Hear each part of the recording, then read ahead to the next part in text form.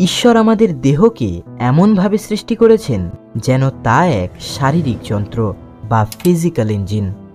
আমাদের শারীরিক শক্তির সাহায্যে আমরা বিভিন্ন কাজ করে থাকি, কিন্তু এটাকে কাজ করার জন্য দরকার খাদ্য। ঈশ্বর আমাদের মধ্যে খাবারের প্রতি এক টান তৈরি করেছেন। যখনই আমাদের দেহে খাদ্যের দরকার, তখনই আমরা সেই টান অনুভব করি, যার নাম ক্ষুধা বা হাঙ্গার। খাদ্য আমাদের ক্ষুধা নিবারণ করে এবং দেহে শক্তি যোগায়, আর এভাবেই প্রকৃতিতে আমাদের জীবন অতিবাহিত হতে থাকে। তাহলে উপবাস পালন করে আমরা কেনই বা ক্ষুধার্ত হতে চাইব? খাবার না খাওয়াকে অনেকে ডায়েটিং বলে, তবে ডায়েটিং কেউ করে থাকে কোনো শারীরিক কারণে বা ওজন কমানোর জন্যে, কিন্তু আধ্যাত্মিক কারণে খাবার পরিত্যাগ করাকে বাইবেলে উপবাস বলা হয়েছে। জাকারিয় 7 অধ্যায় 6 পদ বলে, তোমরা যখন কিছু খেয়েছ বা পান করেছ, তখন সেই খাওয়া আর পান করা কি নিজেদের তৃপ্তির জন্যই করনি? বাইবেল আমাদের পরিষ্কার বলে, আমরা খাওয়া দাওয়া করি আমাদের তৃপ্তির জন্য, আমাদের শারীরিক তৃপ্তির জন্য। হ্যাঁ, এটা অবশ্যই ঠিক যে আমাদের বেঁচে থাকার জন্য খাদ্য অবশ্যই প্রয়োজন, কিন্তু আমরা যদি ভেবে দেখি আমরা যা কিছু খাই তা কি শুধুই বেঁচে থাকার জন্য খাই? আমাদের তৃপ্তির জন্যেও আমরা অনেক কিছুই খাই, আর অবশ্যই আমরা তা খেতে পারি। আমাদের তৃপ্তির জন্যে যা কিছু ভালো খাবার তা আমরা অবশ্যই গ্রহণ করতে পারি, এটা কখনোই কোনো অন্যায় নয়। বন্ধুরা, ঈশ্বর আমাদের এমনভাবেই সৃষ্টি করেছেন যাতে আমরা ভালো ভালো খাবার গ্রহণ করে তৃপ্তি পেতে পারি, কিন্তু আমরা উপোস করব যে কারণে, তা হল আদিপুস্তক 2 অধ্যায় 7 পদ বলে, একসময় প্রভু ঈশ্বর মাটি থেকে ধুলো নিয়ে তা দিয়ে মানুষকে গড়ে তুললেন এবং তার নাকে ফুঁ দিয়ে তার মধ্যে প্রাণের নিঃশ্বাস জাগিয়ে তুললেন। মানুষ তখন হয়ে উঠল সজীব এক প্রাণী। সমস্ত জীবকেই ঈশ্বর সৃষ্টি করেছেন, কিন্তু তাদের সাথে মানুষের পার্থক্য এখানেই যে মানুষের জীবন শুরু হয়েছিল ঈশ্বরের নিজের শ্বাসবায়ু দিয়ে।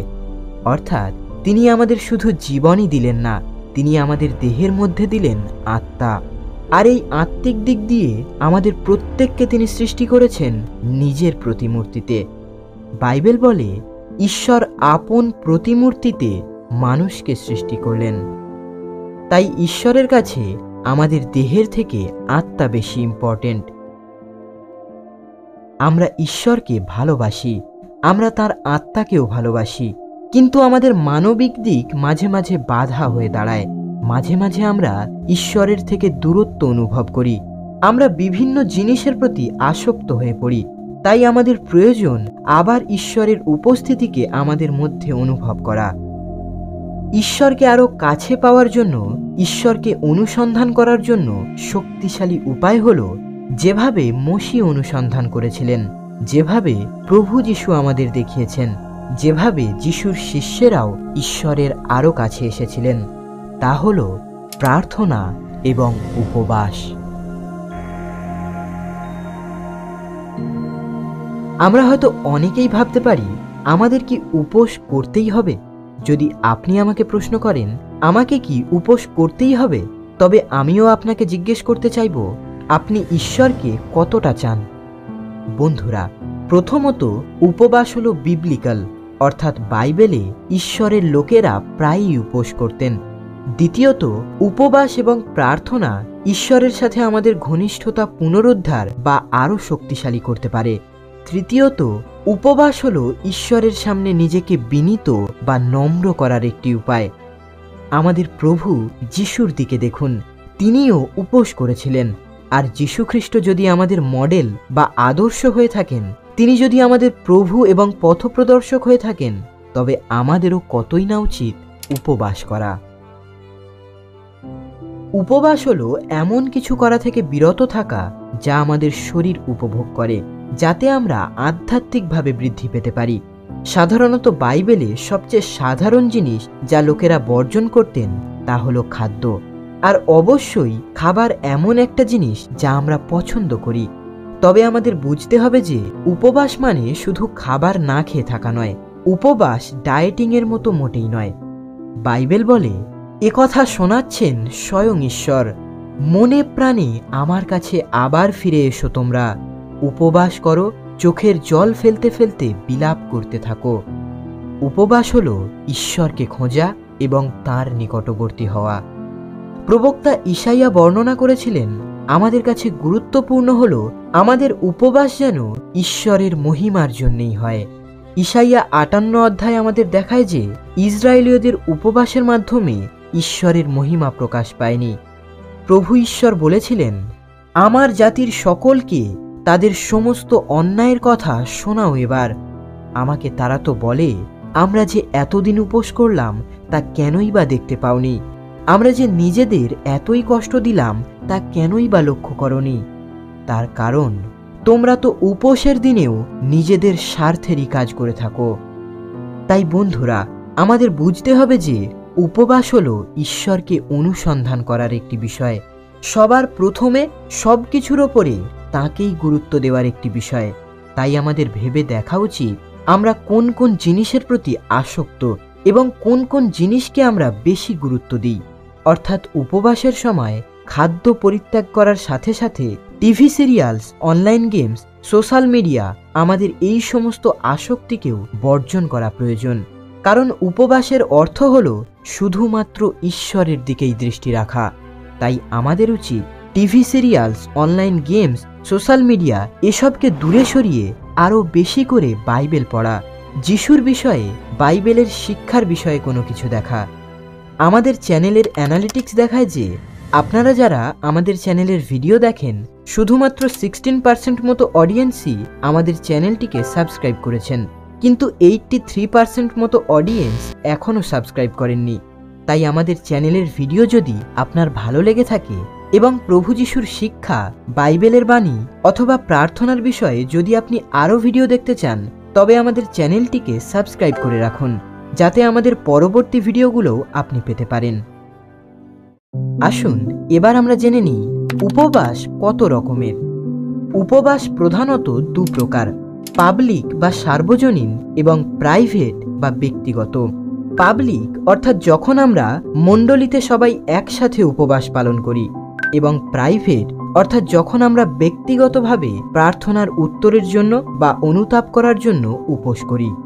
এছাড়াও খাদ্য গ্রহণের ভিত্তিতে বাইবেল অনুসারে আমরা উপবাসকে 3 ভাগে ভাগ করতে পারি: পার্শিয়াল ফাস্ট বা আংশিক উপবাস, নর্মাল ফাস্ট বা সাধারণ উপবাস এবং অ্যাবসলিউট ফাস্ট বা সম্পূর্ণ উপবাস। পার্শিয়াল ফাস্ট বা আংশিক উপবাসে আমরা নির্দিষ্ট কিছু ধরনের খাবার থেকে বিরত থাকি এবং নির্দিষ্ট কিছু ধরনের খাবার আমরা গ্রহণ করতে পারি। এই উপবাসে আমরা খেতে পারি শুধুমাত্র ফল, সবজি এবং তরল হিসেবে জল পান করতে পারি। যেমন বাইবেলে আমরা দেখতে পাই দানিয়েল আংশিক উপবাস করেছিলেন। সেই দিনগুলিতে আমি দানিয়েল পুরো 3 সপ্তাহ ধরে কোনো সুস্বাদু খাবার খেলাম না, মাংস বা সুরা মুখে দিলাম না। নর্মাল ফাস্ট বা সাধারণ উপবাসে আমরা কোনো খাদ্য গ্রহণ করতে পারি না, পানীয় হিসেবে শুধুমাত্র জল পান করতে পারি। যেমন বাইবেলে আমরা দেখতে পাই প্রভু যিশু মরুপ্রান্তরে 40 দিন 40 রাত উপোস করে কাটানোর পর ক্ষুধার্ত হয়ে পড়লেন। অ্যাবসলিউট ফাস্ট বা সম্পূর্ণ উপবাসে আমরা কোনো খাদ্য বা কোনো পানীয় কিছুই গ্রহণ করতে পারি না। যেমন বাইবেলে আমরা দেখতে পাই এস্থার বলছেন, আমার মঙ্গল কামনায় তোমরা উপবাস করো, 3 দিন ধরে দিনে রাতে কেউ কিছুই মুখে দেবে না, জলও নয়। বন্ধুরা, এই ধরনের উপবাস প্রার্থনা খুবই তীব্র। এটি শুধুমাত্র একজন আধ্যাত্মিক পরামর্শদাতা বা ডক্টরের নির্দেশনায় করা উচিত। উপবাস অবশ্যই কিছু কথা মাথায় রেখে তবেই করা উচিত, কারণ উপবাস আমাদের স্বাস্থ্যকে প্রভাবিত করতে পারে। উপবাস শুরু করার আগে একজন আধ্যাত্মিক পরামর্শদাতার নির্দেশনা নেওয়া এবং ডক্টরের সাথে পরামর্শ করা ভালো ধারণা হতে পারে, কারণ আমাদের প্রত্যেকের বডি কন্ডিশন একই নয়। এছাড়াও উপবাস যখন আমরা শেষ করছি তখন আমরা কী ধরনের খাদ্য গ্রহণ করব তা খুবই গুরুত্বপূর্ণ। উপবাস শেষ করার পর আমরা যদি অস্বাস্থ্যকর খাবার খাই, আমরা কিন্তু অসুস্থ হয়ে পড়তে পারি। উপবাস করার পর কোনো হালকা খাবার বা সুষম খাবার দিয়ে খাওয়া দাওয়া শুরু করা উচিত। এক্ষেত্রে ডক্টরের পরামর্শ নিলে তা খুবই ভালো ব্যাপার। কিংবা আমরা ইন্টারনেটেও সার্চ করে দেখতে পারি how to it healthy after fast. বন্ধুরা, শেষে আমি বলতে চাইবো যে কোনো সিদ্ধান্ত না নিয়ে হঠাৎ মাত্র উপবাস করা আমাদের উচিত নয়। আপনি নিজের জন্য স্থির করুন কোন ধরনের উপবাস আপনি করবেন, কত সময়কালের জন্য আপনি তা করবেন।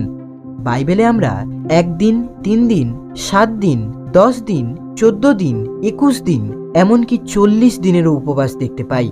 তবে আমাদের জন্য এই সময়কাল স্থির করার সব থেকে ভালো উপায় যদি আমরা আমাদের হেলথ কন্ডিশন অনুযায়ী ডক্টরের পরামর্শ নিই বা একজন আধ্যাত্মিক পরামর্শদাতার নির্দেশনা নিই। বিশেষ করে যদি আপনি প্রথমবার উপোস করতে চলেছেন, আপনি চাইলে শুধুমাত্র এক বেলার খাবার থেকেও বিরত থাকতে পারেন। ঈশ্বর অবশ্যই আপনাকে পুরস্কৃত করবেন, কারণ ঈশ্বর আমাদের হৃদয় দেখেন। তাই উপবাসের সময় আমাদের মনোভাব খুবই গুরুত্বপূর্ণ একটি বিষয়। সবশেষে আপনি স্থির করুন আপনার উপবাসের উদ্দেশ্য। আপনি কি উদ্দেশ্য নিয়ে উপবাস করবেন? কারণ বাইবেলে আমরা দেখতে পাই কেউ উপোস করেছিলেন প্রভুর কাছ থেকে নির্দেশনার জন্য, কেউ উপোস করেছিলেন প্রজ্ঞা, বিচক্ষণতা এবং সুরক্ষার জন্যে, আবার কেউ উপোস করেছিলেন দুঃখ থেকে সান্ত্বনা এবং ঈশ্বরের নির্দেশিকার জন্যে। তাই আপনিও একটি নির্দিষ্ট কারণ স্থির করে তবেই উপবাস করুন। বন্ধুরা, আপনাদের যদি কোনো প্রশ্ন থাকে আমাদের কমেন্টের মাধ্যমে জানাতে পারেন। ভিডিওটি কেমন লাগলো তা অবশ্যই কমেন্ট করে আমাদের জানান এবং লাইক ও শেয়ার করতে ভুলবেন না। ফিরে আসবো আরও একটি নতুন ভিডিও নিয়ে। জয় যিশু।